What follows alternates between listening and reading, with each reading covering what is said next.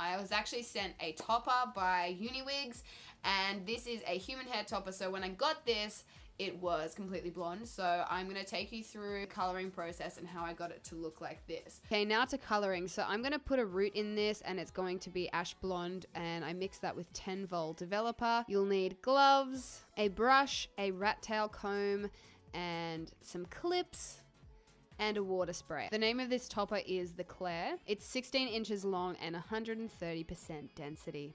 You're going to bag up your mannequin so she doesn't get dirty, and then pin your topper on the mannequin head. So mixing the toner and developer, you just need 1-to-1. So I went a little bit over on the developer, but it doesn't really matter. Then you're gonna mix it to a nice paste and then apply those gloves. These ones I use a lot, so that's why they are a bit stained. All right, so I chose to do it track by track. I think the bottom layer was actually 2 tracks because I didn't really care that much about the bottom. But you're gonna spray around the area where you want to dye, just so that it kind of bleeds a little bit and looks a little bit more natural. And then you're just gonna take a little bit of that dye and focus heavily on the root of the hair, and then just drag it down slightly. But make sure the top of the track is really coated so that you don't have random blonde bits sticking out. And then just keep going up layer by layer. I wasn't too worried when I got to the lace about dyeing the knots because it's going to be sitting on top of my hair and my roots are quite dark anyway, so I didn't want there to be random little blonde dots in the hairline. While I'm speeding through this, I'll just give you some more info on this topper. So it has a 6x6 inch base, so it covers quite a large area. And the color of this is 613 Platinum Blonde. But there are also 9 other natural shades that you can choose from if you want to just match it with your hair. There are 2 densities that you can order. There's 130% and also 150%. And there are 2 lengths of this topper that you can get, which are 16 inches and 20 inches. So once that toner has been on for approximately 20 minutes, you're going to want to scalp that mannequin and then wash out the hair dye. I just use a shampoo. Don't worry about conditioner yet. We want to keep those follicles nice and open. Then I just quickly blow dried it, and I'm doing a different dyeing technique. This time I'm trying the watercolor dye. So I took a Color Bright dye in red, and then I mixed it with some hot water. These are quite thick, so I decided to just dilute it before I put in the water because I'd done a little test batch and it just did not kind of melt in with the water as much as I'd like. So yeah, see, as you can see, there's like little chunky bits, so it took a while to kind of get them all dispersed, but in the end I got a really nice color. So then I just dipped it in. This water is hot, by the way. I'm assuming it has something to do with opening up the follicles and allowing the dye to seep in.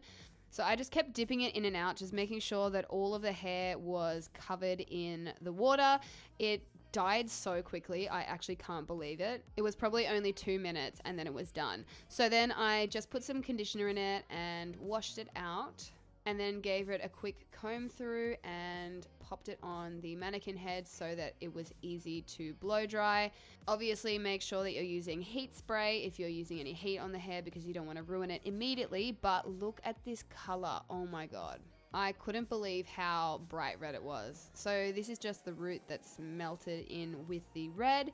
And obviously we need to cut off this lace, so I went as close as possible to the knots. I actually went in and trimmed it a little bit more after this, but you just want to get as close as possible to those first knots. What up? Here I am. So this is my natural hair. It is so thin and stupid on the top. Look, here is my savior. This is my first time applying one of these, but I just made sure that my part underneath was the same as the part on the top, and it seemed to just work really well immediately. Like, I didn't really have to do much. So what I'm going to do is just spray it with heat protector and then section it and straighten it so that it all kind of fits in with my hair underneath. Look at how natural that looks. You can't even tell. Oh my god, I love this thing so much. And if you take care of these, then they can last ages and ages and ages. Just don't be reckless. Yas. Beauty shot time.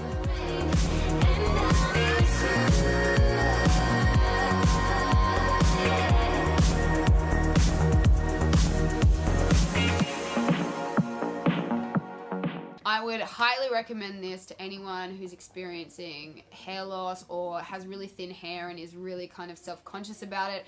I know it can feel really depressing when you have nothing on your head, and I know it's just hair, but hair can make such a difference. And if you're someone like me that when you get stressed, your hair just decides to abandon your head, this is also really good because then it doesn't make you more stressed. You know, when your hair's falling out, it can really affect your self-confidence and just make you feel awful and scared that, you know, it's not going to come back or whatever.